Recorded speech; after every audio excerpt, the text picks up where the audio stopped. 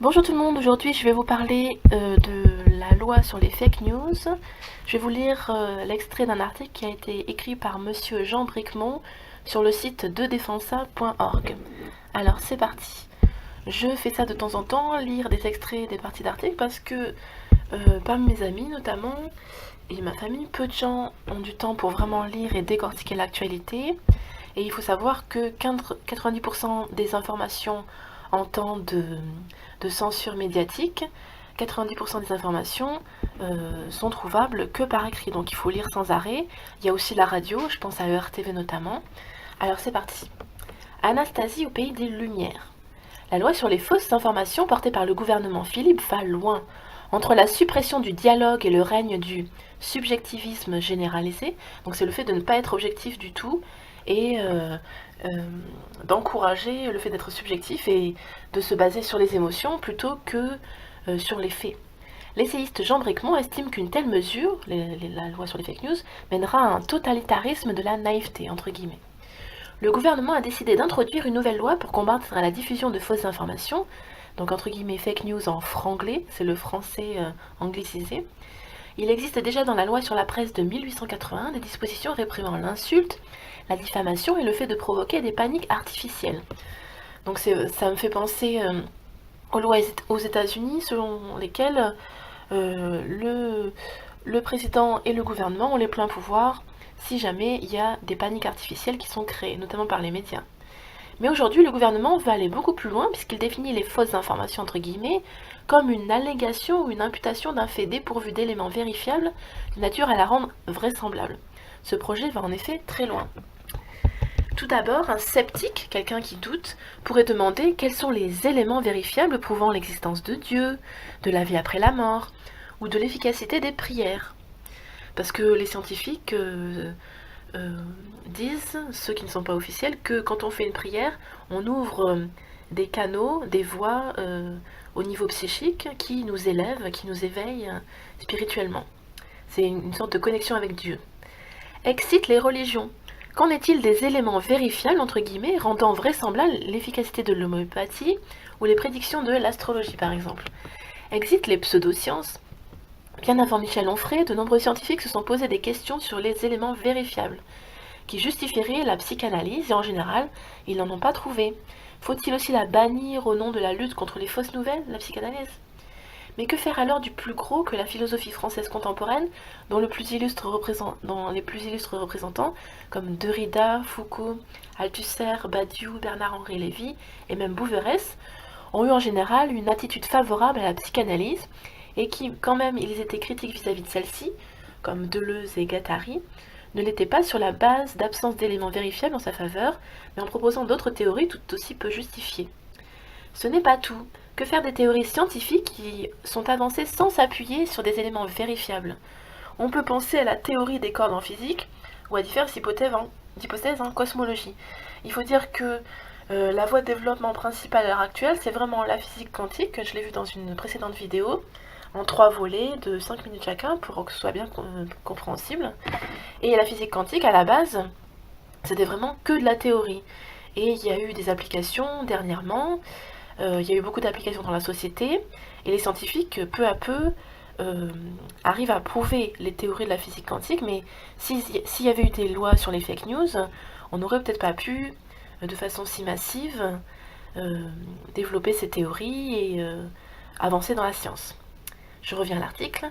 Impossibilité du dialogue. Finalement, qu'en est-il de la presse mainstream?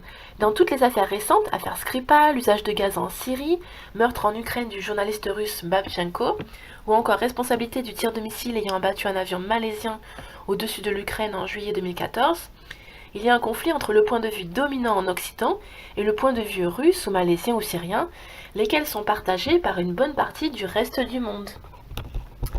Donc c'est comme si on mettait des barrières intellectuelles aux gens, des verrous intellectuels.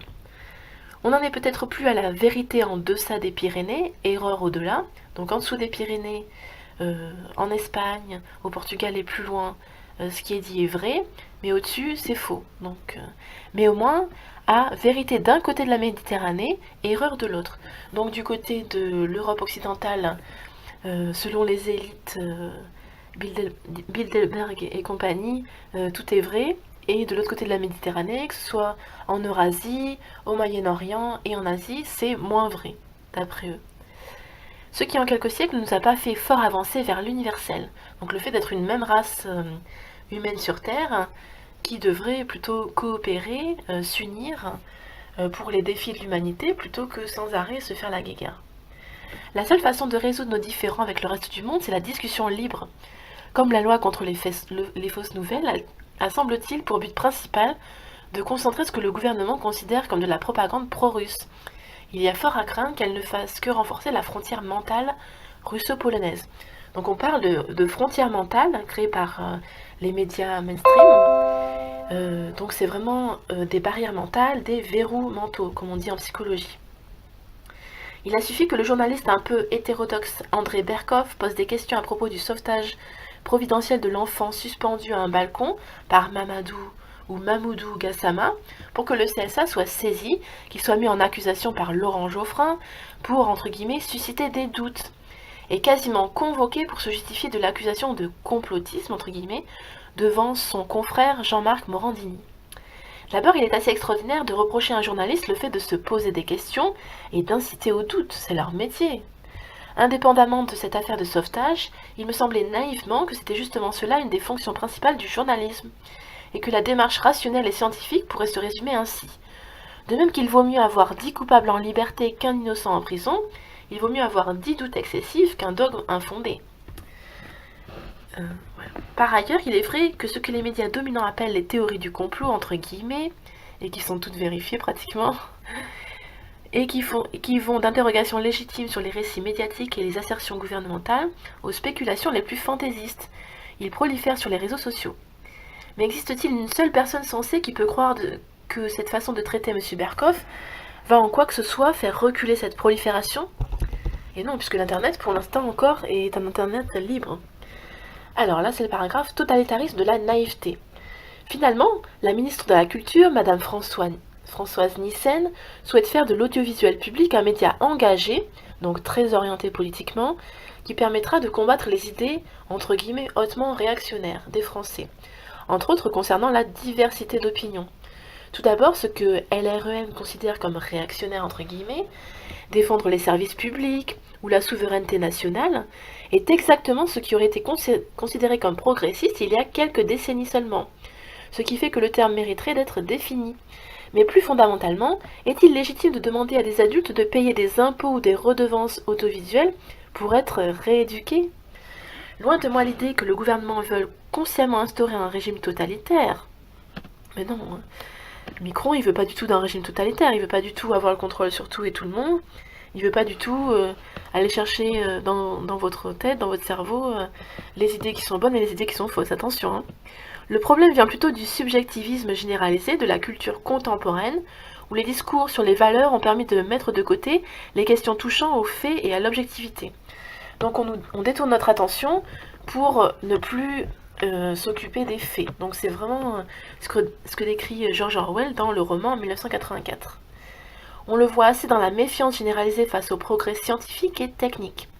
Certes, le droit n'a pas le même type d'objectivité que les sciences naturelles, mais il cherche à établir des règles fondées en raison qui permettent de protéger l'individu face à l'arbitraire du pouvoir. Donc arbitraire du pouvoir, ça veut dire dictature, hein. C'est sous mots couverts. Hein. Toute la réflexion classique sur la liberté d'expression remontant au XVIIIe siècle, donc il parle de la fin du XVIIIe avec la révolution de 1789, repose sur cette idée. Les gens qui nous parlent sans arrêt de leurs valeurs ne font en réalité que mettre en avant leur propre supériorité morale. Donc c'est ce qu'on trouve dans la manipulation mentale, que ce soit MKUltra, ou dans le conformisme, la normalisation, par les systèmes de croyance et les systèmes de pensée, que j'ai vu dans plusieurs vidéos, dans plusieurs micro-vidéos précédentes. Et c'est bien cela qui est à la base de la corruption du droit à laquelle on assiste dans l'affaire de la loi sur les fausses nouvelles. Des réactions hystériques face au complotisme de M. Berkoff, donc complotisme entre guillemets, et de la bonne conscience entre guillemets de Madame Françoise Nyssen. À partir du moment où un groupe d'individus se persuade qu'il incarne le bien, à cause de ses valeurs et de ses idées, ses opinions, il ne perçoit même plus les limites légitimes que l'on peut mettre à son pouvoir. C'est ce qu'on pourrait appeler le totalitarisme de la naïveté. donc totalitarisme de la naïveté.